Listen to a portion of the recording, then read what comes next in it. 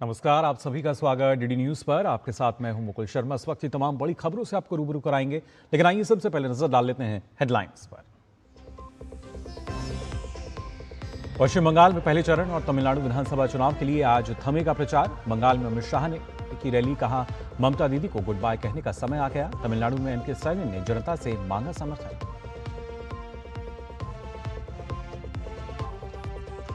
Kolkata port घटना के संबंध में 3 एफआईआर दर्ज। पुलिस ने स्वतः संज्ञान लेते हुए दर्ज की तीसरी एफआईआर।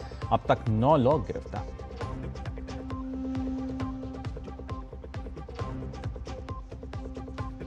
महिला आरक्षण बिल पर लखनऊ में योगी आदित्यनाथ के साथ आक्रोश मार्च पर निकली महिलाएं। योगी ने कहा विपक्ष का चेहरा बेनकाब, कांग्रेस सपा जैसी पार्टियां महिला विरोधी।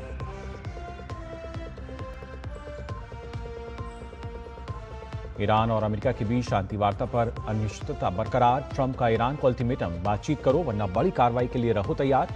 सीज फायर कल हो रहा है खत्म।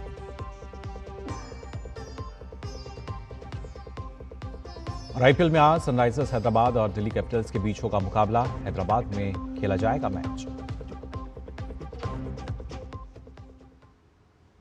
और आइए बुलेटिन में सबसे पहले बात करते हैं चुनावी राज्य से जुड़ी खबरों की, यानी सबसे पहले बात जनादेश की।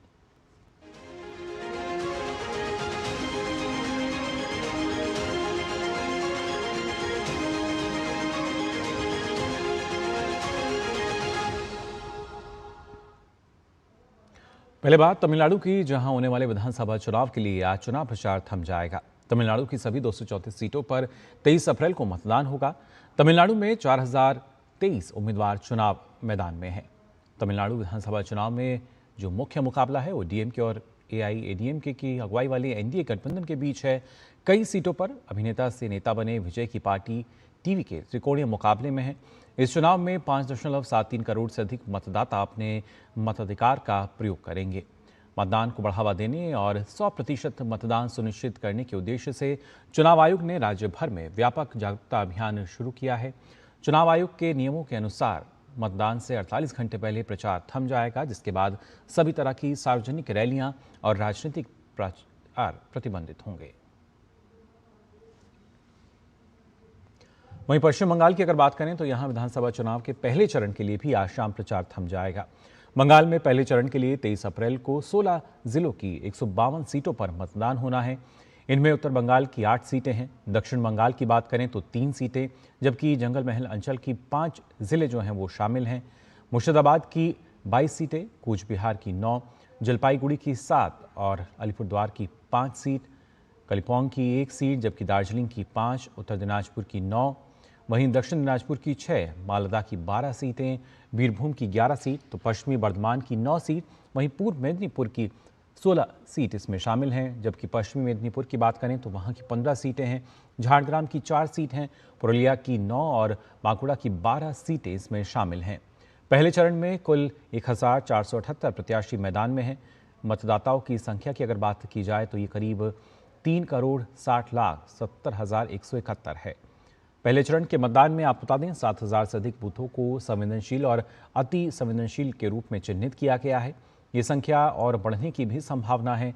पश्चिम बंगाल में मुख्य मुकाबला तृणमूल कांग्रेस और भाजपा में है। वहीं विधानसभा चुनाव के पहले चरण का जो प्रचार है आज शाम समाप्त हो जाएगा।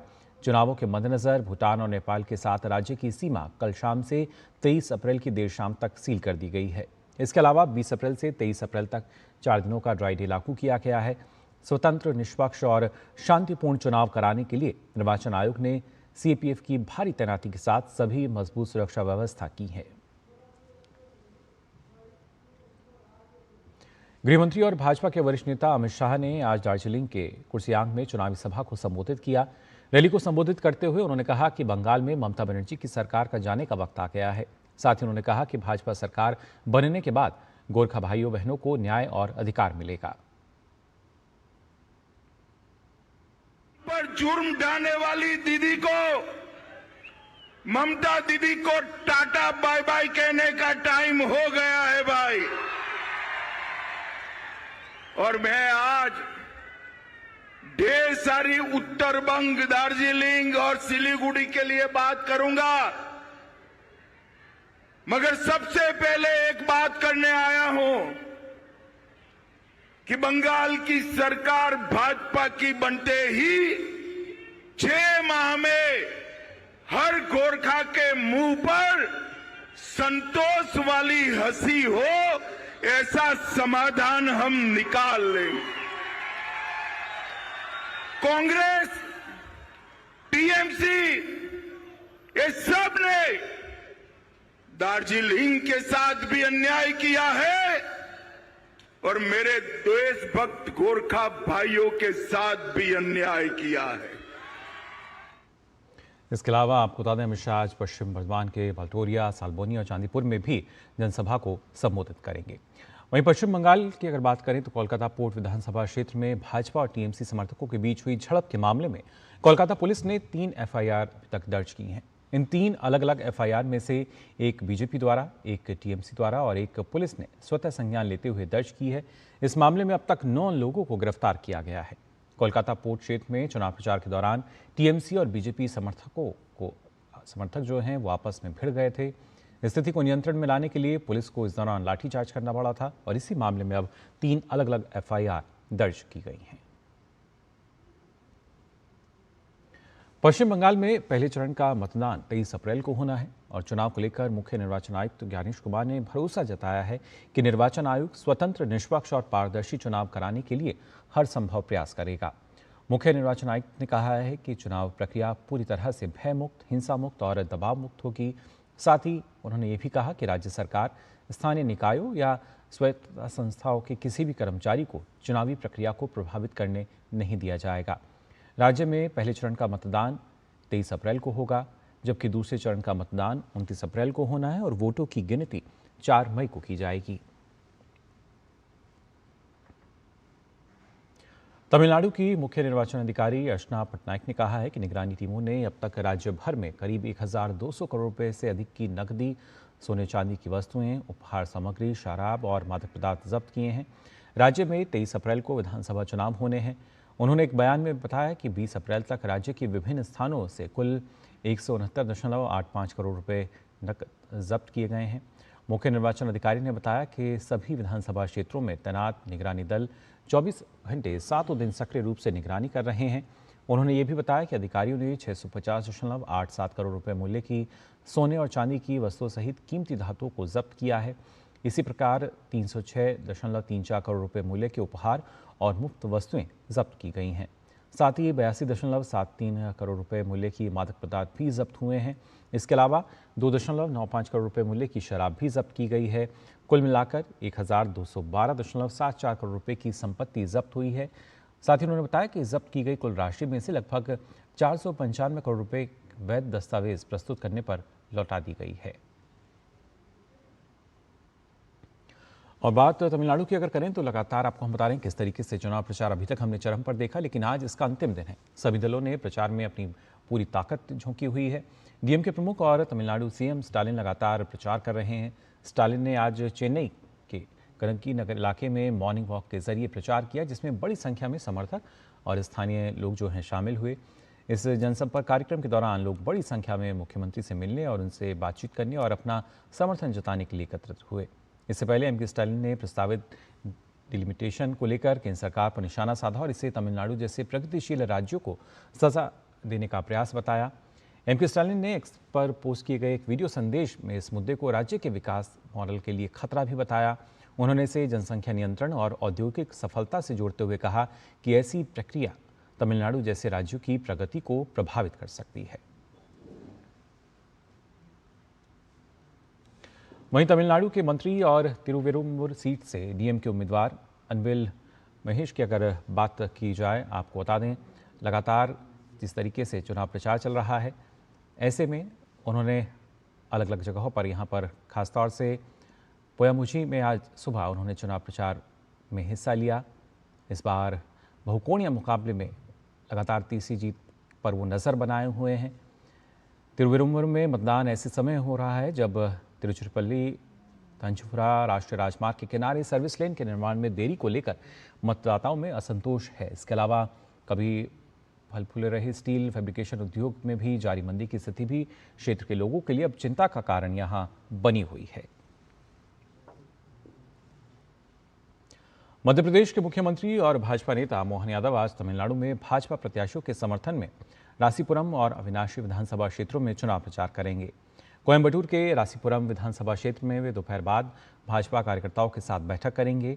इसके बाद मुख्यमंत्री शाम 4:30 बजे अविनाशी विधानसभा क्षेत्र में भाजपा प्रत्याशी डॉक्टर एल मुरुगन के समर्थन में प्रचार करेंगे और जनसंपर्क करेंगे। यहां से चुनाव लड़ रहे डॉक्टर एल मुरुगन का मध्य प्रदेश से एक विशेष कनेक्शन है। दरअसल डॉक्टर मुरुगन मध्य प्रदेश से राज्यसभा सदस्य हैं। तो ये थी चुनावी राज्य से जुड़ी हुई खबरें। अब आगे बढ़ेंगे।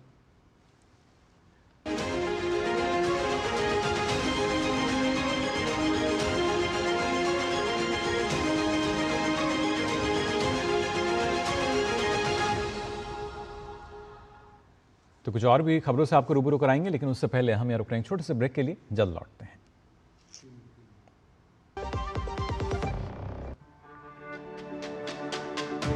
मेरी पसंद, मेरी पसंद, मेरी पसंद, मेरी पसंद, हमारी पसंद, हम सबकी पसंद। मजबूत देश का मजबूत सरिया हो गया स्टील।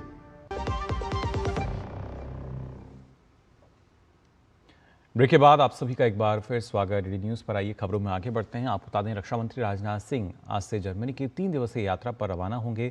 इस यात्रा का उद्देश्य भारत और जर्मनी के बीच रणनीतिक रक्षा साझेदारी को और मजबूत करना है।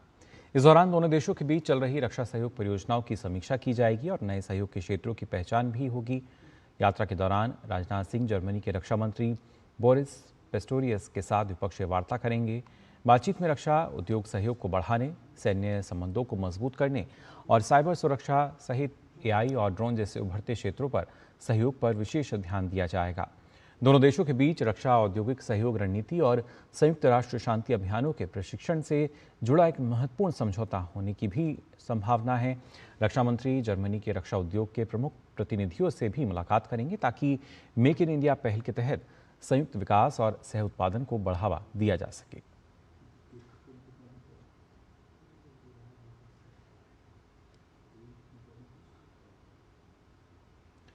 सत्तारूढ़ भारतीय जनता पार्टी ने कांग्रेस और समाजवादी पार्टी समेत अन्य विपक्षी दलों पर महिला आरक्षण से संबंधित संविधान संशोधन विधेयक को पारित करने में रुकावट डालने का आरोप लगाते हुए लखनऊ में आज जनाक्रोश महिला पदयात्रा निकाली।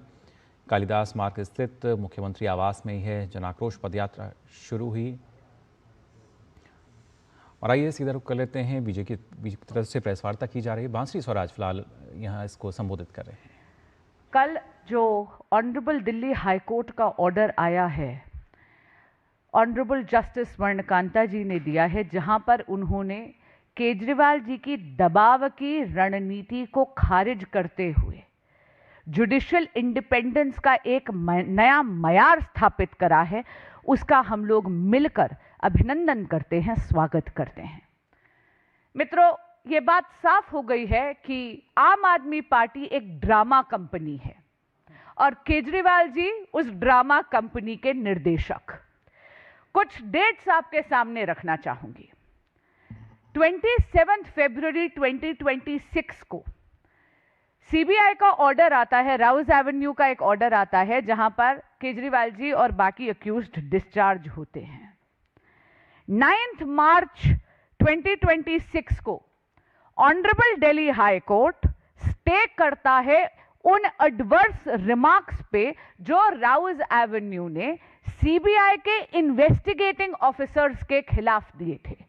ये बहुत ही न्याय संगत बात है, क्योंकि अगर आप इन्वेस्टिगेटिंग ऑफिसर्स पर ही आप दबाव डाल देंगे, इस प्रकार की टिप्पणी कर देंगे, तो मुझे बताइए कौन सा इन्वेस्टिगेटिंग ऑफिसर उसमें ये करेज रह जाएगी या मॉरल अथॉरिटी रह जाएगी कि वो निष्पक्ष होकर इन्वेस्टिगेट करे। और इसीलिए ऑनरेबल हाई कोर्ट ने बहुत ही न्याय संगत ऑर्डर दिया, जहां पर उन्होंने सीबीआई के इन्वेस्टिगेटिंग ऑफिसर्स के खिलाफ जो एडवर्स रिमार्क्स थे उसको स्टे किया गया। लेकिन केजरीवाल जी ये बात भूल गए कि इस देश की न्याय प्रणाली उनकी सुविधा से नहीं चलती। इस देश की न्याय प्रणाली कानून के तहत चलती है, संविधान के तहत चलती है। और केजरीवाल जी ने क्या करा, तुरंत 9 मार्च को यह ऑर्डर आता है और 11 मार्च को दिल्ली हाई कोर्ट के ऑनरेबल चीफ जस्टिस के सामने केजरीवाल जी अर्जी लगाते हैं कि केस को ट्रांसफर कर दिया जाए। माननीय न्यायमूर्ति स्वर्णकांता जी के सामने से यह केस हटा दिया जाए। क्यों? क्योंकि 9 मार्च का ऑर्डर केजरीवाल जी को पसंद नहीं आया। केजरीवाल जी एक बुली हैं। I am repeating this. Kejriwal ji, you are a bully. You tried to pressurize a female member of the honorable judiciary of this country. इन दबाव की राजनीति को दरकिनार करते हुए, नकारते हुए, अस्वीकार करते हुए दिल्ली हाई कोर्ट के ऑनरेबल चीफ जस्टिस ने 13 मार्च को उनकी ये मांग, ट्रांसफर की मांग को खारिज कर दिया। मित्रों, 13 मार्च के दिन ही एक अर्जी लगा दी जाती है माननीय न्यायमूर्ति स्वर्णकांता जी के समक्ष, और क्या कहा जाता है? लब्बो लबाब उस पिटीशन का ये था, हमें आप पसंद नहीं हैं, आप स्वयं ही इस केस को त्याग दीजिए। और इसके बाद शुरू होता है इस देश की जुडिशरी के खिलाफ सोचा समझा षड्यंत्र। आम आदमी पार्टी ने नैरेटिव कंट्रोल करने के लिए ऑनरेबल जस्टिस स्वर्णकांता जी के खिलाफ एक मलिशियस मीडिया और सोशल मीडिया कैंपेन चलाया। एक सोची समझी साजिश थी जुडिशरी पर दबाव डालने के लिए। और किस प्रकार के एलिगेशंस लगाए? केवल जुडिशरी की निष्पक्षता के पीछे नहीं गए, बल्कि माननीय न्यायमूर्ति स्वर्णकांता जी पे व्यक्तिगत अटैक करा, एक मां की आत्मा को कचोटने का प्रयास करा, उनके बच्चों के खिलाफ उन्होंने एलिगेशंस लगाए, ऐसा शर्मसार करने का प्रयास करा। ऑनरेबल जस्टिस स्वर्णकांता जी ने अपने ऑर्डर में यह लिखा है, मैं पैराग्राफ नंबर 255 पेज नंबर 113 पे यह पैराग्राफ आपके समक्ष पढ़कर सुनाना चाहती हूं। वो बोलती हैं, what lends a deeper disquiet to the present application, as also submitted by the learned Solicitor General, is the attempt to attach a media-driven narrative to the proceedings, including instances of vilification without any accountability. This court, being trained to remain uninfluenced by such external narratives, has proceeded to decide the matter uninfluenced by any such pressure. The rule of law is not upheld on the basis of repeated allegations or media headlines, however persistent or widespread they may be. It rests on the objectivity and impartiality expected of a judge, which this court has adhered to. आम आदमी party की drama company की ये पुरानी नियत और पुरानी साजिश है। एक असत्य को इतनी बार बोलो, इतनी बार दोहराओ कि वो झूठ भी सत्य लगे। लेकिन मैं अभिनंदन करती हूं, मैं धन्यवाद करती हूं दिल्ली की हाईकोर्ट की जुडिशरी का, माननीय न्यायमूर्ति स्वर्णकांता जी का, जिन्होंने इस प्रेशर के सामने वो दबी नहीं, नारी सशक्तिकरण के मानवीय रूप के सामने उभरी। उन्होंने जुडिशरी की साख बरकरार रखी, उन्होंने जुडिशरी की निष्पक्षता बरकरार रखी। और वो कहती हैं, मैं पैराग्राफ 236 पढ़कर सुना रही हूं, पेज 108 ऑफ द जजमेंट। वो कहती हैं, before I conclude I must record that a courtroom cannot be a theater of perception. मैं दोबारा पढ़ रही हूं, खासकर कि आम आदमी पार्टी के जो ये ड्रामा कंपनी के निर्देशक है केजरीवाल जी को, उनको दोबारा कह रही हूं, दिल्ली हाई कोर्ट का ऑर्डर है आपके खिलाफ। वो कह रही हैं, I must record that a courtroom cannot be a theater of perception. It is a space where doubt must answer to reason. I may add, the reputation of a judge, including mine, cannot be so fragile that it would yield without proof or material to insinuations. The reputation has been built by this court, not in a day, but after adjudication of case after case, year after year, while remaining under the scrutiny of the open court and subject to correction within the hierarchical system of the judiciary by higher courts. मित्रों, ये जज change का नहीं, ये game change की साजिश थी जो केजरीवाल जी और आम आदमी पार्टी ने गढ़ी। ये परसेप्शन की नहीं, ये बिना प्रूफ के नैरेटिव कंट्रोल की साजिश थी जो आदरणीय केजरीवाल जी और आम आदमी पार्टी की ड्रामा कंपनी ने करी। ये भूल गए कि कोर्ट दबाव से नहीं, संविधान से चलता है।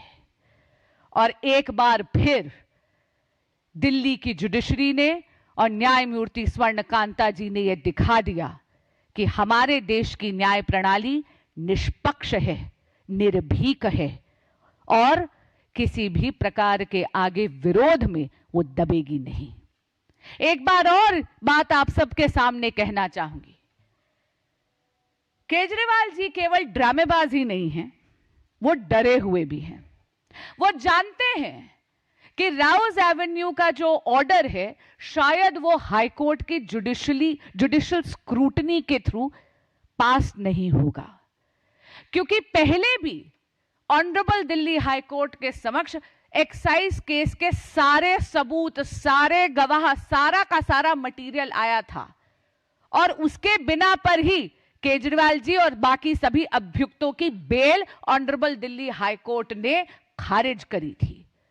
केजरीवाल जी डरे हुए हैं क्योंकि वो जानते हैं कि शायद ऑनरेबल दिल्ली हाईकोर्ट ये सुनिश्चित कर देगा कि दिल्ली की जनता को न्याय मिले। और 9 मार्च का जो ऑर्डर आया था उसने दिल्ली की जनता में आशा की किरण फिर जगाई थी।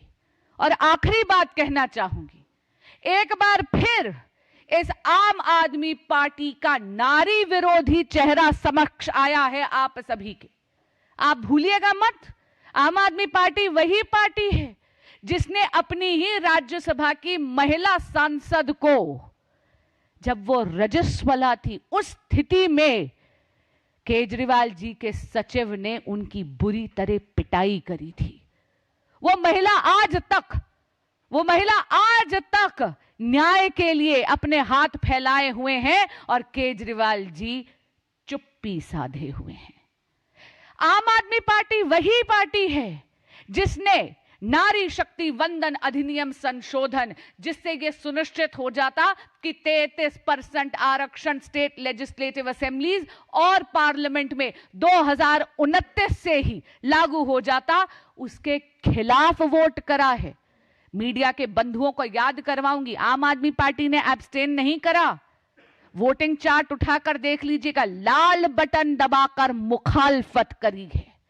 ये नारी विरोधी आम आदमी पार्टी चाहती है कि महिलाओं की भूमिका केवल मतदान केंद्र तक सीमित रह जाए। जब सत्ता में भागीदारी की बात आई तो उन्होंने मुंह मोड़ लिया और एक महिला जज पर, उनके परिवार पर, उनके बच्चों पर, एक मां पर इस प्रकार का प्रहार करा, इस प्रकार का आक्षेप करा कि वो महिला जज, वो चाहते थे प्रेशर में ही इस केस को खुद ही त्याग दे। लेकिन मैं याद कराना चाहूंगी और चेताना चाहूंगी केजरीवाल जी को और आम आदमी पार्टी को कि जब जब इस देश के इतिहास में एक नारी का अपमान हुआ है, तब तब उस शख्स और उसकी पूरी की पूरी कुसंगत का विध्वंस हुआ है। इसलिए केजरीवाल जी, आप जिस प्रकार का बुलिंग कर रहे हैं, आप जिस प्रकार की डर की राजनीति, प्रेशर की राजनीति कर रहे हैं, इस देश की मातृशक्ति के आक्रोश के पात्र बन रहे हैं।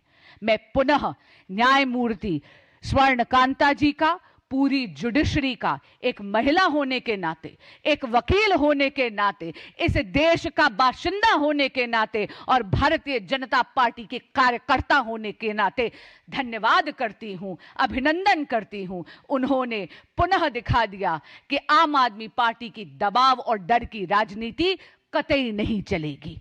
वंदे मातरम।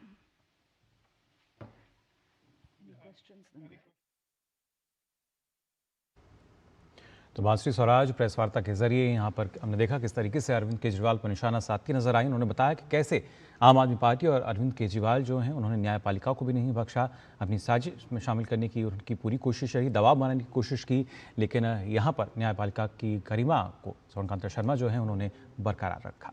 फिलहाल इस बुलेटिन में बस इतना ही। दीजिए अनुमति। नमस्कार।